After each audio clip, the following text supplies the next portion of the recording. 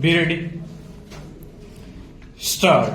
PW1 and PW2 are only chance witnesses and have also stated to have inquired into with co-accused as to where the victim and accused appellant have gone, but even when no reply was given by them, they did not inform the first informant or father of the victim, which is also quite unnatural, and their conduct in not doing so despite being related makes their contention of being eyewitnesses doubtful and untrustworthy. Stop. Similarly, on alleged asking by PW1 and PW2 from Rajendra and others not giving any threat by them is quite unnatural, while on mere enquiry by the first informant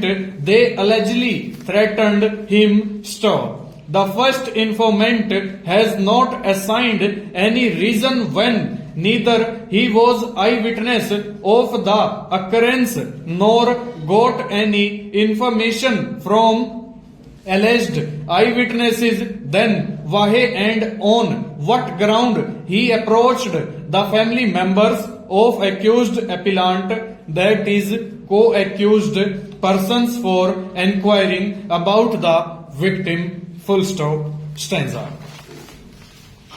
Shri S.K. Kalia, learned senior counsel for the interveners, contends that the amending act of 2012 does not in any way affect the status of the respondent university or the reservation to the extent of 50% provided by it under the 1994 Act, which is a special act. Stop. He submits that this special act would exist and any action taken thereunder cannot be questioned on the ground of any provision being made later on through another act of parliament. Stop. There is neither any repeal nor a presumption of implied repeal. Stop. The first ordinances of the university have the status of law and have come to form part of the statute itself. Stop. The 1994 Act, being a special law, would override the general provisions of the 2006 Act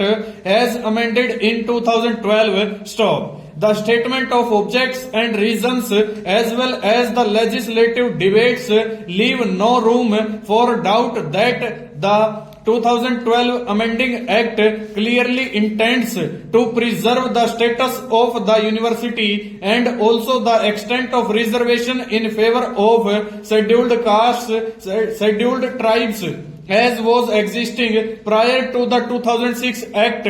Full stop. Over.